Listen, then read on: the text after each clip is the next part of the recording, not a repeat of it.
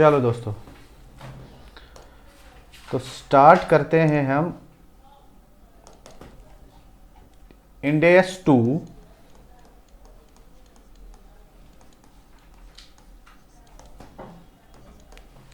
C A final valuation of inventories. Valuation of inventories. चलो जाग जाओ। सही है सर, सही है। इन्वेंट्रीज मतलब क्या होते हैं? स्टॉक्स, जो बिजनेसमैन के पास पड़े रहते हैं। सही है सर, सही है। आ जाएं इधर। पहले मैं आपको बता दूं हमारा जो इसमें है क्या क्या हमें कवर करना है। What we are going to study and know in this Ind AS in this chapter. सही है सर, सही है। सबसे first point, meaning of inventories. Inventories क्या होते हैं, उसमें कौन कौन सा पॉइंट हमें पढ़ना है? फिनिश्ड गुड्स क्या होते हैं? WIP means work in progress क्या होता है? रॉ मटेरियल्स, इनकी वैल्यूएशन हमें सीखनी है। ये सारा जो हमारा चैप्टर है ये वैल्यूएशन है, यानी हमें वैल्यू करना है। हमें क्या वैल्यू करना है? बैलेंस शीट एंड डेट पे क्या वैल्यू करना है? Closing stock. क्लोजिंग स्टॉक, इसलिए इस इंडियास का नाम है वैल्यूएशन ऑफ इन्वेंट्रीज। फिर ओपनिंग स्टॉक हो, क्लोजिंग हो, नॉर्मली क्लोजिंग स्टॉक ही वैल्यू करना पड़ता है। तो हमें वैल्यूएशन करनी है फिनिश्ड गुड्स की, work in progress, raw material valuation और सप्लाईज। ये क्या होते हैं ये हम जाके पढ़ जाते हैं। Number 2, valuation of finished goods. फिर हम एक एक करके लेंगे। Valuation of finished goods, cost included in finished goods, यानी कौन कौन सा कॉस्ट हम फिनिश्ड गुड में इंक्लूड करेंगे। सही है। Meaning of NRV, net realisable value, उसका मतलब क्या होता है? Valuation of work in progress, WIP, इसकी जब वैल्यूएशन करेंगे तो कौन कौन सा कॉस्ट लेना है, कैसे वैल्यूएशन करेंगे वो लेना है। NRV in case of WIP, net realisable value in case of work in progress, वो क्या होता है वो हमें जानना है। फिर हमें करना है valuation of raw materials including supplies. सही है सर, सही है। फिर इसमें कंसेप्ट नंबर 8 है, क्या है? Abnormal loss. Meaning of abnormal loss क्या होता है और उसकी कैलकुलेशन हमें सीखनी है। फिर 9th हमारा कंसेप्ट है जॉइंट कॉस्ट एलोकेशन। वो क्या होता है वो जब हम पढ़ेंगे तो बताएंगे। Meaning of by product. By product मतलब क्या होता है? कॉन्ट्रैक्ट सेल यूनिट्स, ये हमें जानने हैं। एम्प्टी बॉटल्स वैल्यूएशन, ये हमें जानने हैं। Costing formulas, FIFO, weightage average method या RVM, रिटेल वैल्यू मेथड, ये हमें जानना है। फिर लास्ट पॉइंट है inventories which Ind AS 2 does not cover, जो इन्वेंट्रीज स्टॉक्स इंड AS 2 में कवर नहीं होंगे। तो ये हमारे कंसेप्ट 14 है टोटल, इनको हम एक एक करके पढ़ेंगे। ऑल इन ऑल क्या कहना चाहता हूं, जब हम ये इंडेक्स कंप्लीट करेंगे तो ये सारे पॉइंट जो है 14 कंसेप्ट्स ये हमें आने चाहिए, और आएंगे, क्यों नहीं आएंगे? ठीक है, जब मैं हूं तो टेंशन क्या लेना है। चले आ जाते हैं इधर। ठीक है, Ind AS 2 valuation of inventories. क्या बोला मैंने? इन्वेंट्रीज क्या होते हैं? स्टॉक्स। सही है सर, सही है। अब इंड AS 2 का ऑब्जेक्टिव क्या है, सबसे पहले देखेंगे इसका ऑब्जेक्टिव क्या है। देखो, जो भी हम इंड AS 2 में पढ़ेंगे ना, वो as per the provisions of Ind AS 2 ही पढ़ेंगे। इनफैक्ट कोई भी इंड AS हम स्टार्ट करेंगे तो उस पर्टिकुलर इंड AS में जो जो उसके प्रोविजंस होंगे अकॉर्डिंगली हम वो पढ़ेंगे। तो ऑब्जेक्टिव ऑफ इंड AS 2 क्या है?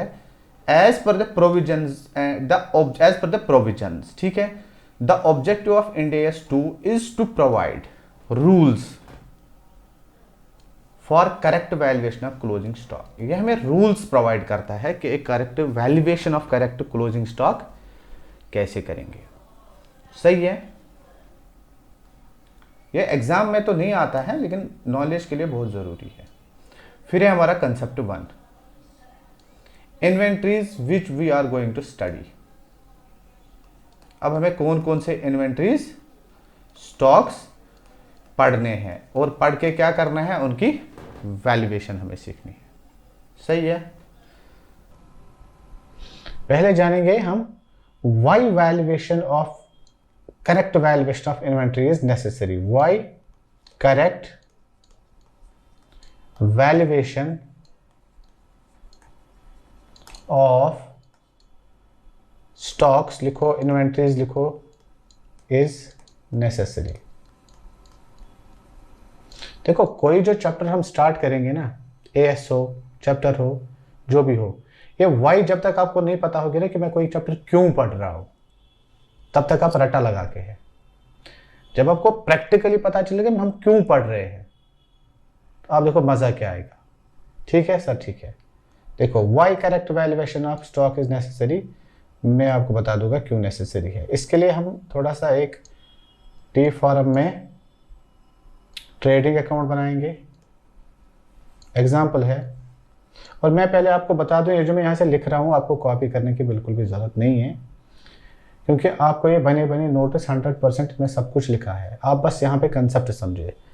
फिर भी अगर आप लोगों को अपनी सेटिस्फेक्शन के लिए लगता है कि लिखना चाहिए, आप पास कर सकते हैं, फॉरवर्ड कर सकते हैं, आप लिख सकते हैं, अप टू यू। ठीक है। देखो ये हमारा ट्रेडिंग अकाउंट है, हम यहाँ से इसको लिखते हैं बाई सेल्स, सपोज 100 करोड़, फिर लिखते हैं बाई क्लोजिंग स्टॉक 50 करोड़। ये आ गया हमारा टोटल 150 करोड़। मैं आपको बता रहा हूँ why correct valuation is necessary. ठीक है, तो यहाँ से क्या आएगा 150 करोड़। यहाँ से क्या आएगा हमारा opening stock 60 crore, direct expenses 50 crore, gross profit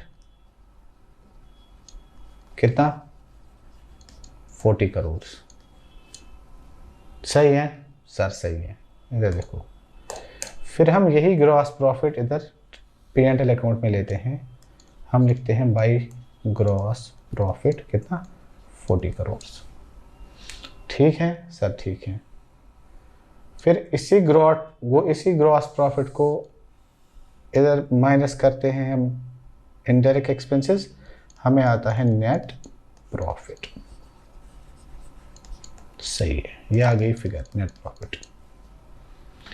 इसी नेट प्रॉफिट से आगे हम कैलकुलेट करते हैं अर्निंग पर शेयर, जो हम पढ़ेंगे। ठीक है, यहां नहीं, दूसरे स्टैंडर्ड में। देखो अब सपोज मैंने ये क्लोजिंग स्टॉक ओवर वैल्यू किया बाई 10 करोड़, मैंने इसको 60 करोड़ लिखा, टोटल क्या आएगा 160 करोड़। यहाँ ग्रॉस प्रॉफिट क्या आएगा 50 करोड़, 160 करोड़। देखो क्लोजिंग स्टॉक मैंने बढ़ा दिया, ओवर वैल्यू किया, ग्रॉस प्रॉफिट बढ़ गया। ग्रॉस प्रॉफिट बढ़ गया, इधर आएगा 50, तो यहां से नेट प्रॉफिट बाई 10 करोड़ बढ़ेगा। जब यहां नेट का प्रॉफिट 10 करोड़ से बढ़ेगा, यहां EPS 10 करोड़ से बढ़ेगा। अब देखा इफेक्ट कहां कहां आ रहा है करेक्ट क्लोजिंग स्टॉक का, EPS पे इफेक्ट, नेट प्रॉफिट पे direct impact.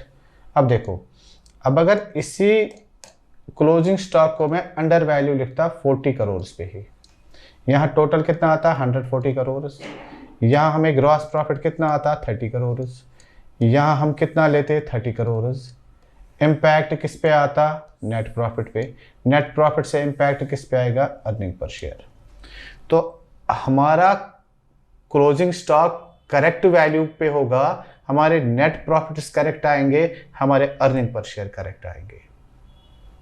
It has a direct impact on net profit and direct impact on earning per share. That is why correct valuation of closing stock is necessary. समझ आया sir, समझ आया। आगे बढ़े, चलो आ जाओ। Objective of AS2 क्या है? As per the provisions, the objective of AS2 is to provide rules for correct valuation of closing stock.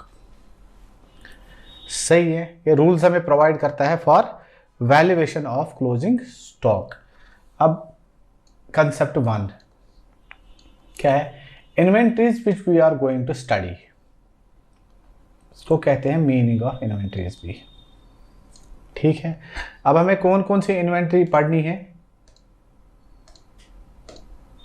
देखिए, number 1 finished goods, number 2 work in progress, number 3 raw materials and supplies. Number 1 finished goods क्या होते हैं?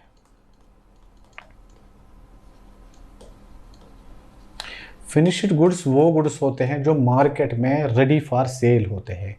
जैसे आप किसी भी shopping mall में जाएं, कुछ भी शॉपिंग करने, कपड़े, क्लोथिंग, टीवीज, रेफ्रिजरेटर्स, वो रेडी फॉर सेल होते हैं. पेमेंट दो, गुड ले लो, दैट्स इट. उसको हम कहते हैं finished good.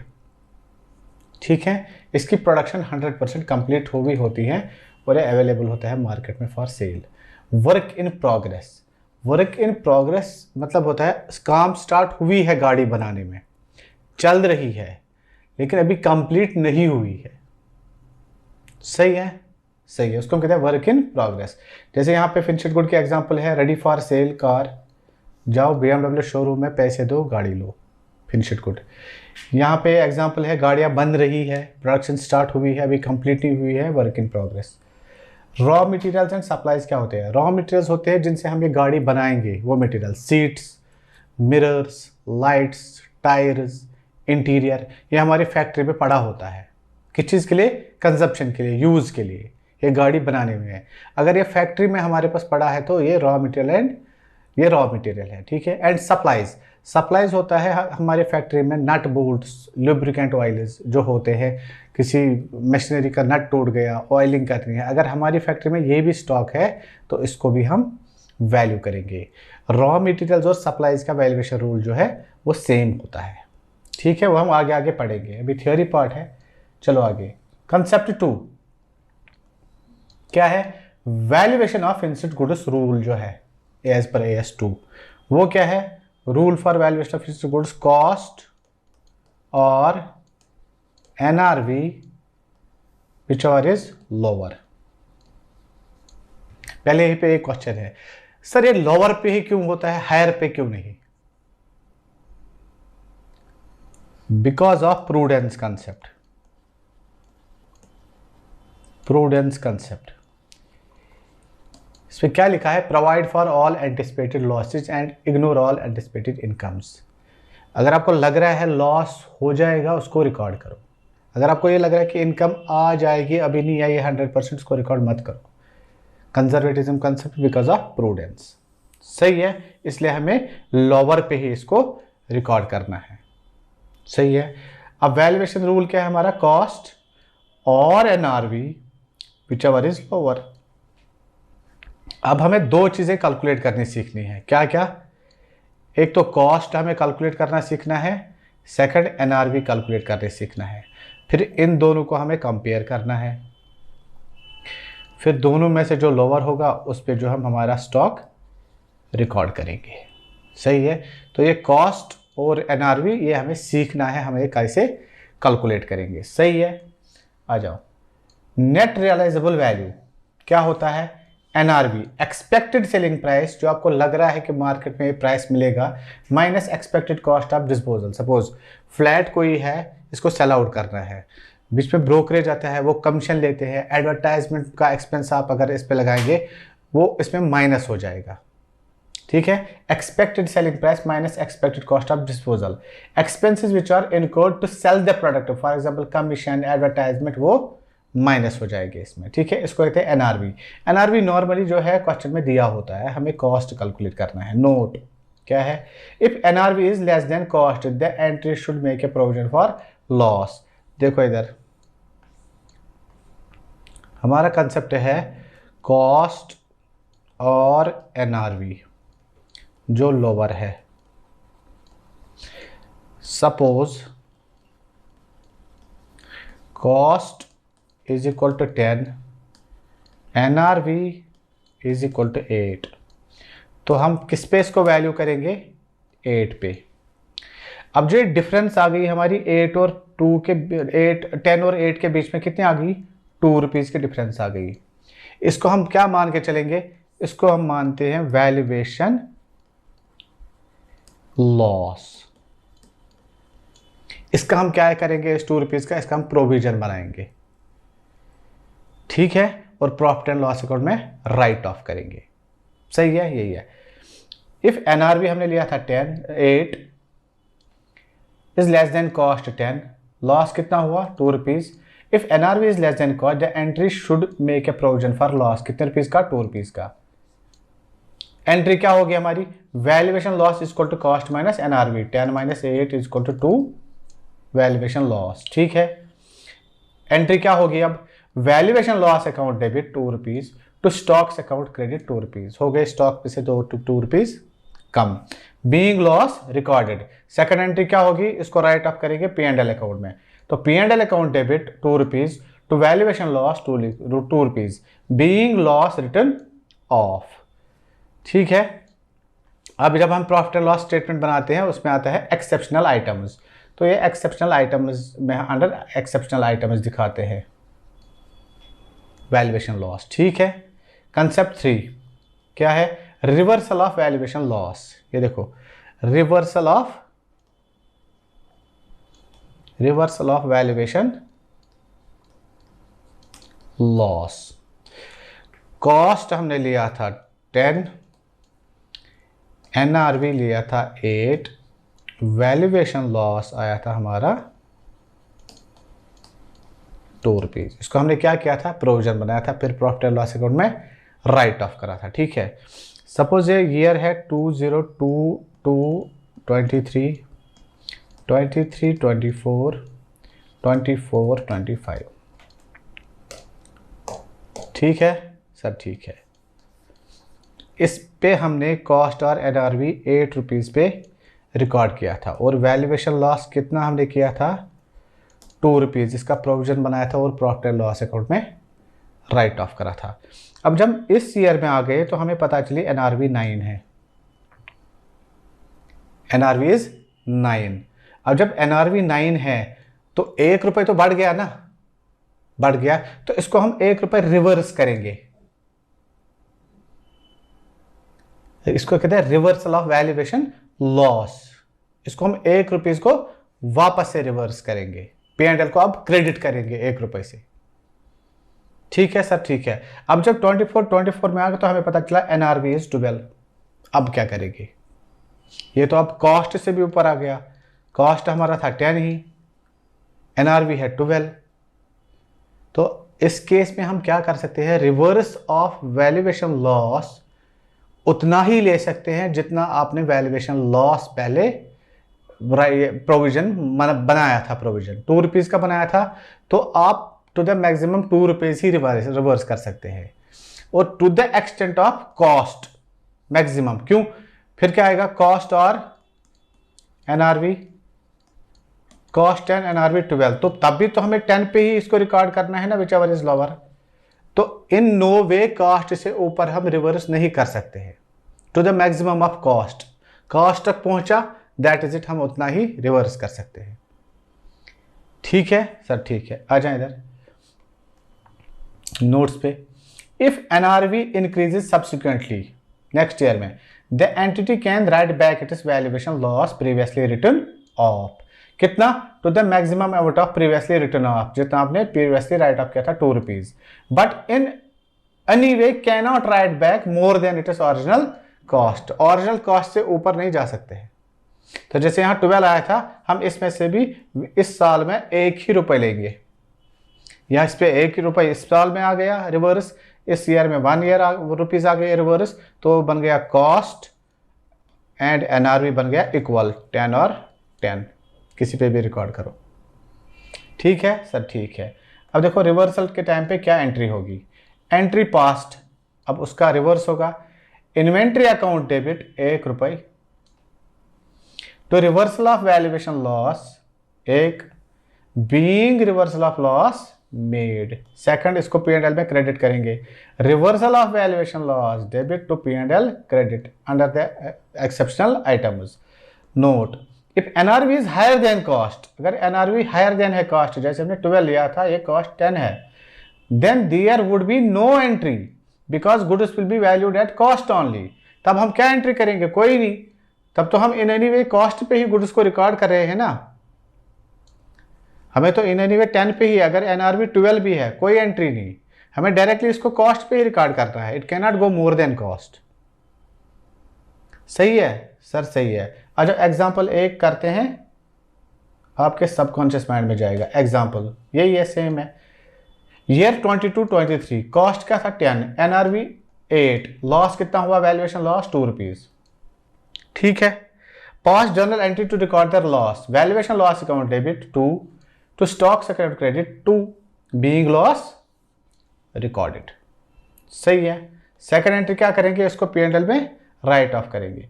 P&L account debit to valuation loss credit being loss return of. ठीक है सर, ठीक है। आगे चलें। इन ईयर 22-23 NRV कितना आ गया अब? 9, और 24-25 में NRV कितना आया? 12। हम कितना मैक्सिमम रिवर्स कर सकते हैं? Only 2 rupees.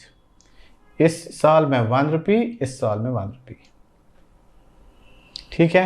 Use above example 1 and reverse the loss. देखो ईयर 23-24 में क्या होगा? 1 रुपये। Reverse to reversal of valuation loss 1 rupees being reversal of loss made. अब इसको कहाँ ट्रांसफर करेंगे? P&L account credit side. Reversal of valuation loss account debit to profit and loss account credit being income recognised. 1 रुपये आ गई हमें reverse में वापस। अब NRV 9 है। सही है। सेकंड, इन ईयर 24-25 इसमें भी कितना करेंगे? 1 रुपये ही मैक्सिमम, इतना ही कर सकते हैं। अब to reversal of valuation loss 1 rupees being reversal of loss made. अब क्या कहाँ करेंगे ट्रांसफर? P&L में। Reversal of valuation loss debit to P&L account credit being income recognised. Note क्या है? Since we can not reverse the loss to the extent of cost, we can reverse the loss to the extent of cost only 10, therefore we have reversed only ₹1 in year 24-25। 24-25 में नहीं तो NRV कितना था? 12, लेकिन हमने 1 ही रुपये इससे ले ली, 1 इससे पहले साल में ले ली। ठीक है सर, सही है। आ जाए नीचे। चलो दोस्तों आते हैं कंसेप्ट नंबर 4 पे। क्या है concept number 4? Cost of finished good. देखो हमारा रूल क्या है, ध्यान रखना। कॉस्ट और NRV which ever is lower. ये किस चीज़ का कॉस्ट हमें कैलकुलेट करना है? किस चीज़ का कॉस्ट है? तो किस चीज़ का? कॉस्ट ऑफ फिनिश्ड गुड का। अभी एग्जांपल हमने क्या ली? BMW गाड़ी। इसका कॉस्ट क्या आया टोटल?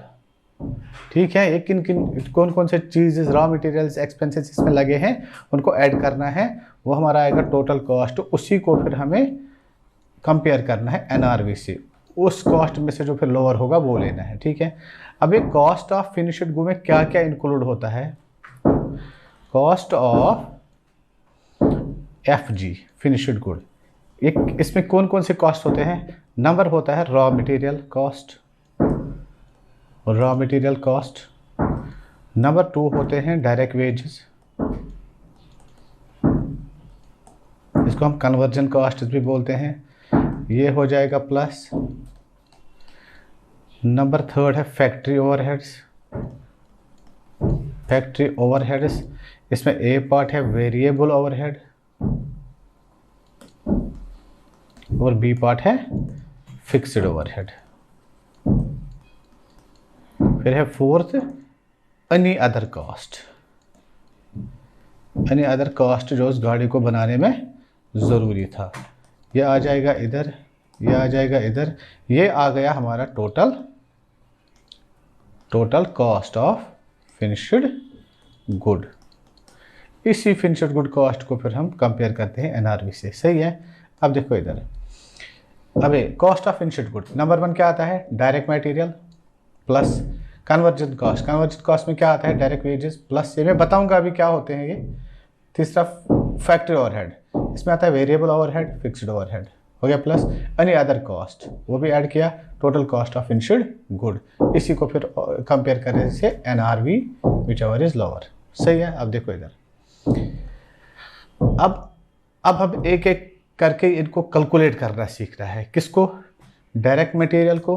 अब हमें पहले सीखना है डायरेक्ट मटेरियल को कैसे कैलकुलेट करेंगे, डायरेक्ट मटेरियल में क्या क्या आएगा डायरेक्ट मटेरियल को।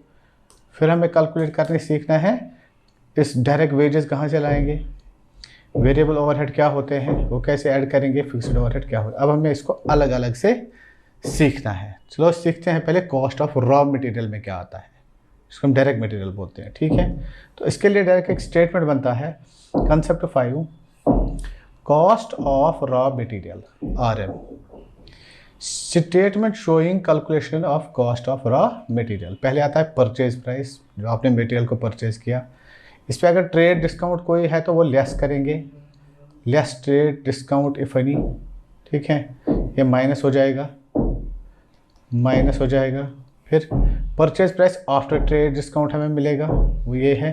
फिर एड टैक्सेज जो चीज़ imported it is non refundable, वो टैक्सेस जो आपने रॉ मटेरियल को परचेज करने पे पे किए, अगर वो नॉन रिफंडेबल है, नॉन रिफंडेबल मतलब वो गवर्नमेंट आपको वापस नहीं देगा, तो वो ऐड हो जाएंगे कॉस्ट में। अगर रिफंडेबल होंगे तो वो कॉस्ट में ऐड नहीं होंगे। फिर add freight insurance, freight inward, add loading unloading charges. ठीक है, फ्राइट इनवर्ड ट्रांसपोर्ट चार्जेस होता है, loading unloading, transit insurance if any. अगर कोई ट्रांजिट इंश्योरेंस क्या होता है सर, अगर मुंबई से दिल्ली कोई 15 करोड़ 20 करोड़ सामान आ रहा है कोई गाड़ी में, 15 करोड़ या 20 करोड़, अब अगर गाड़ी को आग लगा या एक्सीडेंट हो गई तो ये 15 करोड़ तो लॉस हो जाएगा, उसके लिए लेते हैं हम ट्रांजिट इंश्योरेंस।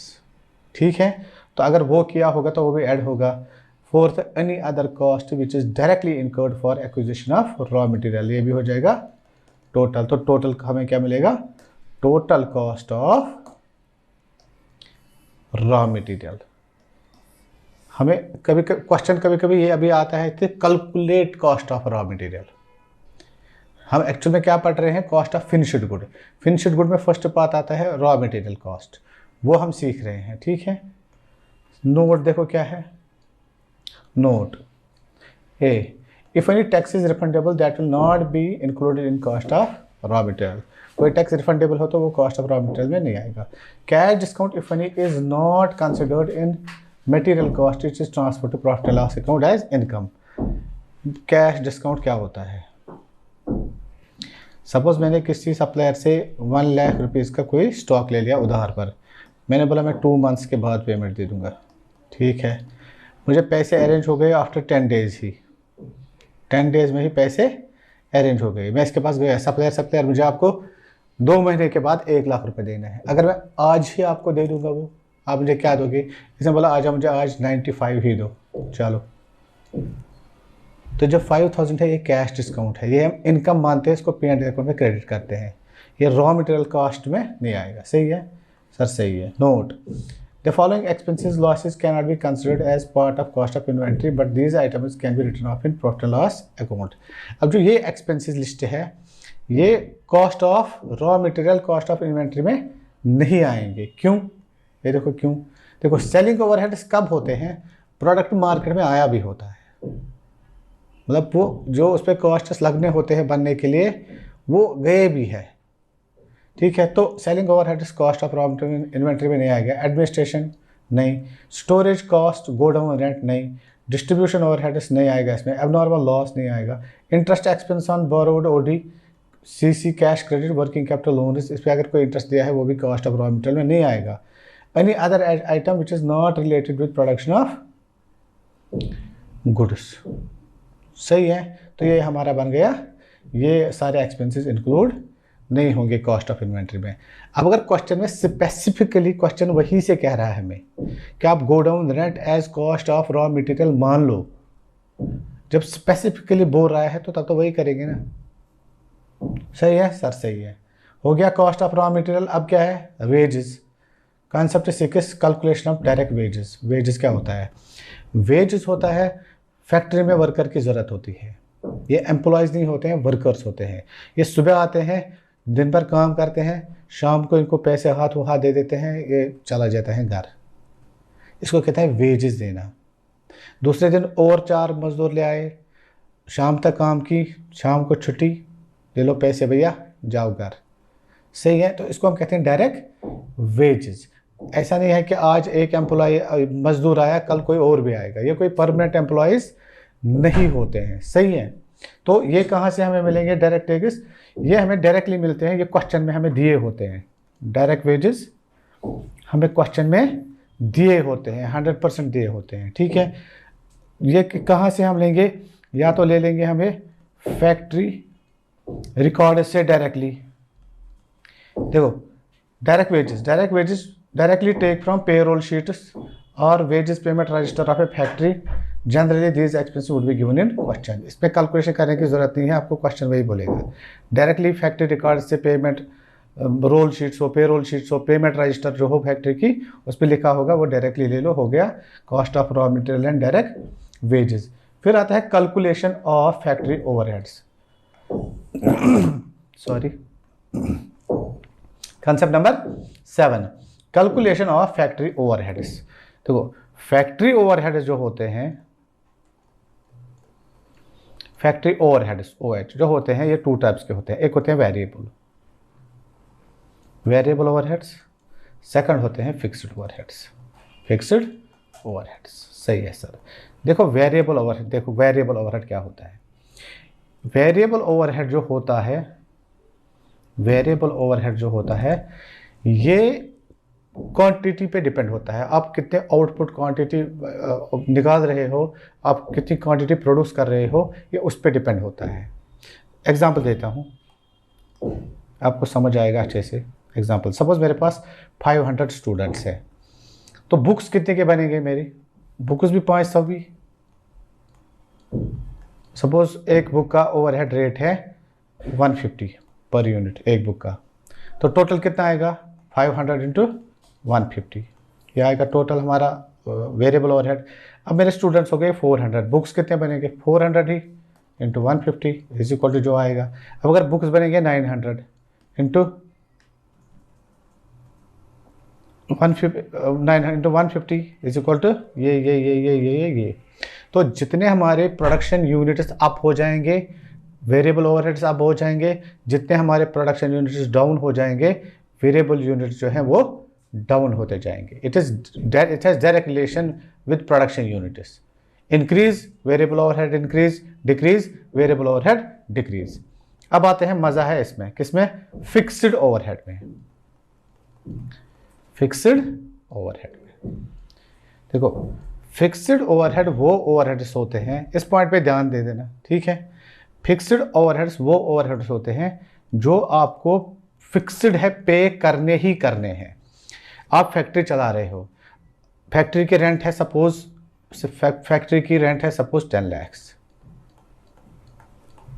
फिक्स्ड 10 लाख, ठीक है। आप फैक्ट्री चलाओ या नहीं चलाओ, ये 10 लाख आपको देने ही देने हैं।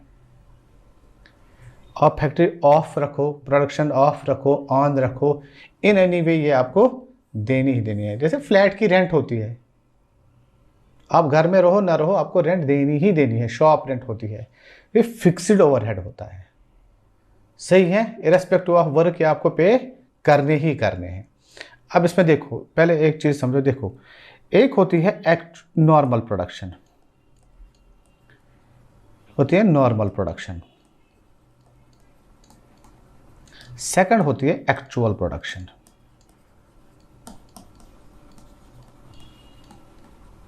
सही है सर, सही है। तो नॉर्मल प्रोडक्शन क्या होता है? जब कोई फैक्ट्री हम परचेज करते हैं या कंस्ट्रक्ट करते हैं, तो हम उसकी मैक्सिमम जो आउटपुट है, कितने यूनिट्स देगी, वो कैलकुलेट करते हैं। ठीक है, सपोज हमने क्या, नॉर्मल प्रोडक्शन जो ये फैक्ट्री देगी वो देगी 10,000 यूनिट्स एक साल के।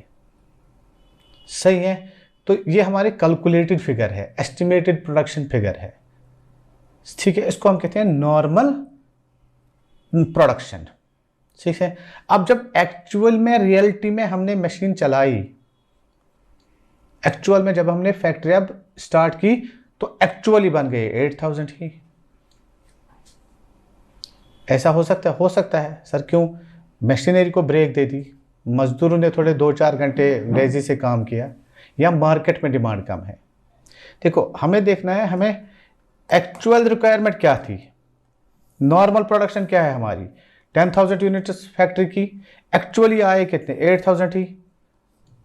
अब ये भी हो सकता है एक्चुअल जो हैं वो 12,000 भी आ सकते हैं। सर ऊपर भी जा सकता है, जा सकता है।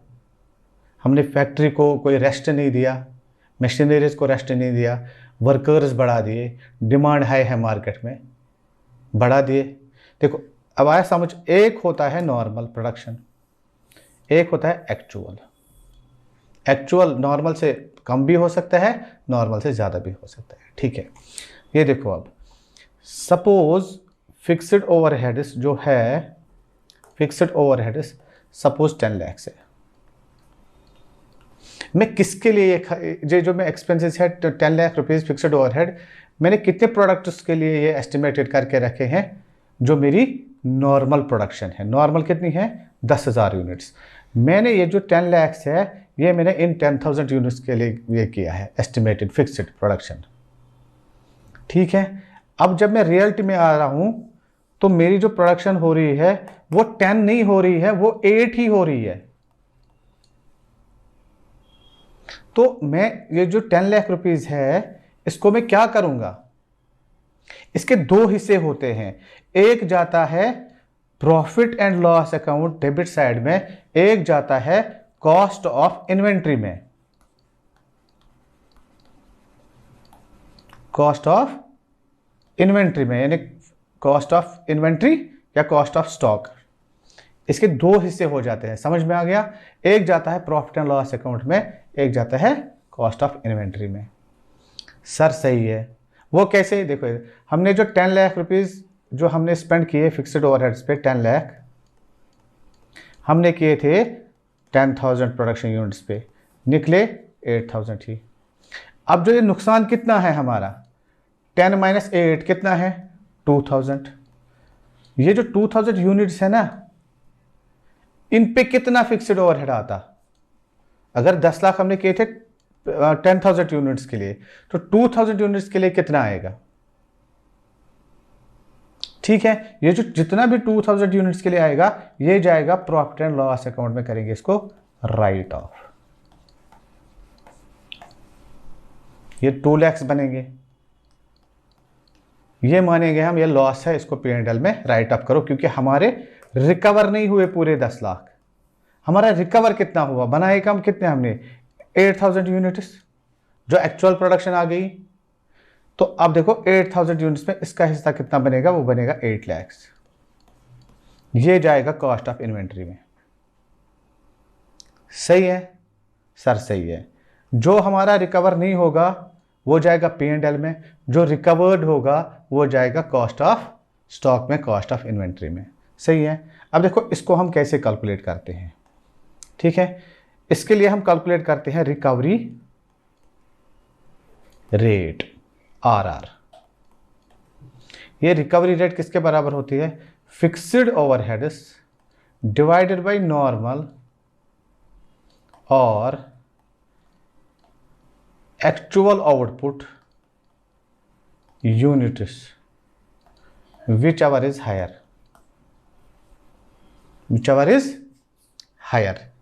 Fixed overheads divided by normal और actual outputs whichever is higher, ठीक है। तो एग्जाम्पल से समझाता हूं। Example,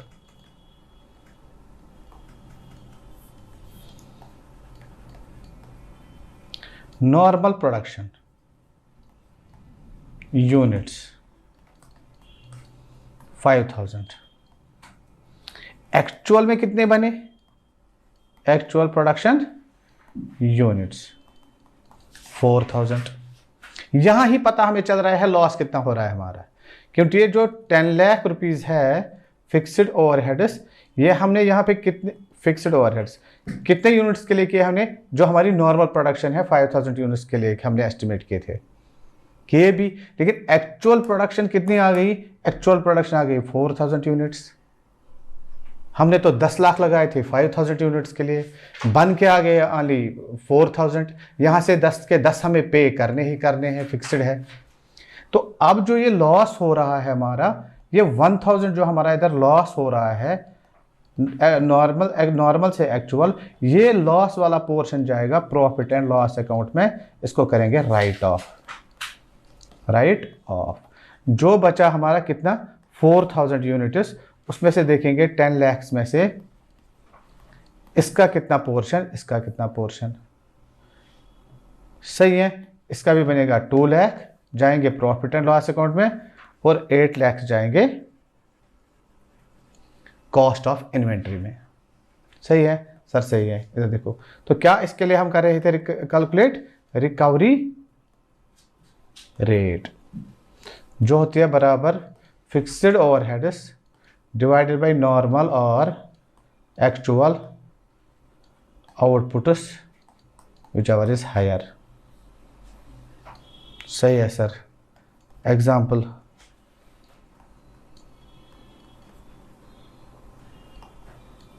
fixed overheads is equal to 10 lakhs। ये नॉर्मल प्रोडक्शन है, normal production units 10,000, actual production units बन के आ गई 12,000। बताओ कॉस्ट ऑफ इन्वेंट्री में क्या जाएगा, कॉस्ट ऑफ इन्वेंट्री में क्या जाएगा और P&L में क्या जाएगा। P&L अकाउंट में राइट ऑफ क्या होगा, ये देखो इधर हमने 10 लाख जो है किसके लिए लगाए, कितने प्रोडक्शन यूनिट्स के लिए लगाए, वो हमने लगाए 10,000 यूनिट्स के लिए जो नॉर्मल प्रोडक्शन है। एक्चुअली बन के कितना आ गए 12,000, तो हमारी तो नैया पार हो गई, हमें तो एक्स्ट्रा मिल रहा है। जब हमारा एक्स्ट्रा मिल रहा है तो हमारे सारे फिक्स्ड ओवरहेड्स क्या हो रहे हैं, रिकवर। जब रिकवर सारे हो रहे हैं तो सब का सब कहां जाएगा, कॉस्ट ऑफ इन्वेंट्री में। P&L में क्या जाएगा, कुछ भी नहीं। अब 10 लाख से ज्यादा हो भी नहीं सकता है, क्योंकि हमने 10 लाख ही खर्च किए हैं फिक्स्ड में। 10,000 प्रोडक्शन यूनिट्स के लिए निकल के आ गए 12,000, तो सबका सब फिक्स्ड ओवरहेड जाएगा कॉस्ट ऑफ इन्वेंट्री में। सही है सर, सही है। अब सीखो recovery rate is equal to fixed overhead divided by normal और actual whichever is higher. Fixed overhead is 10 lakhs, suppose normal is equal to 10,000 units, actual is equal to 6,000 units। ठीक है। अब रिकवरी रेट किसके बराबर है, recovery rate 10 lakh divided by normal और actual whichever is higher, normal is higher divided by 10,000, कितना आ गया, is equal to 100 rupees. 100 क्या बन गई हमारी रिकवरी रेट। देखो अब 10,000 नॉर्मल था, 6,000 एक्चुअल। 10 लाख हमने किसके लिए खर्च किए, नॉर्मल प्रोडक्शन के लिए। एक्चुअल में निकल के कितने आ गए 6,000। ठीक है, तो 10 लाख डिवाइडेड बाई 1000 हमें कितना आया रिकवरी रेट 100। ठीक है, देखो अब इधर ही नॉर्मल थे 10,000 यूनिट्स, एक्चुअल बने 6,000 यूनिट्स। यहाँ पे ही हमें पता चलता है कितने यूनिट्स का लॉस है, 4,000 यूनिट्स। तो ये जो 10 लाख रुपीज़ है, इसमें से इसमें कितना जाएगा, इसमें से इसमें कितना जाएगा, किसमें, कॉस्ट ऑफ इन्वेंट्री में कितना जाएगा, कॉस्ट ऑफ P&L में कितना राइट ऑफ हो जाएगा। तो हमें तो यही पता चल रही है नॉर्मल माइनस एक्चुअल, 4,000 यूनिट्स जो है वो जाएंगे profit and loss account write of में। 6 हमारे रिकवर हो गए, 6,000 हमारे रिकवर हो गए, ये जाएंगे कॉस्ट ऑफ इन्वेंट्री में। अब कितना आया रिकवरी रेट 100, एक्चुअल कितना हो गया 6000 इंटू 100 कितना हुआ 6 lakhs। ये कहाँ जाएंगे कॉस्ट ऑफ इन्वेंट्री में। बचे कितने 4000 जो हमारे रिकवर नहीं हुए, मल्टीप्लाइड बाई 100, 4 लाख कहाँ जाएंगे प्रॉफिट एंड लॉस अकाउंट में राइट ऑफ करेंगे।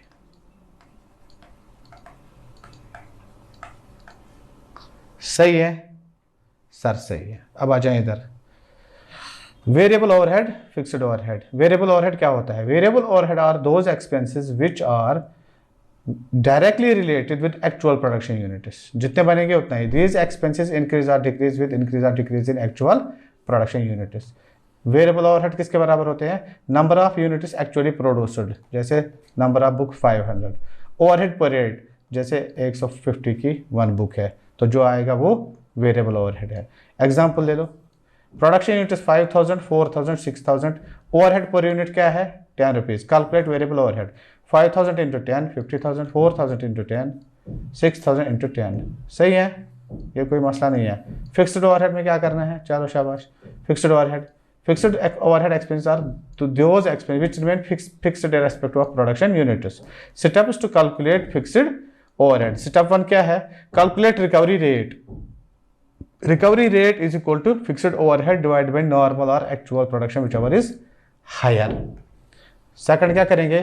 Calculate fixed overhead to be included in cost of inventory. ठीक है, कॉस्ट किसके बराबर है? Actual production into recovery rate units.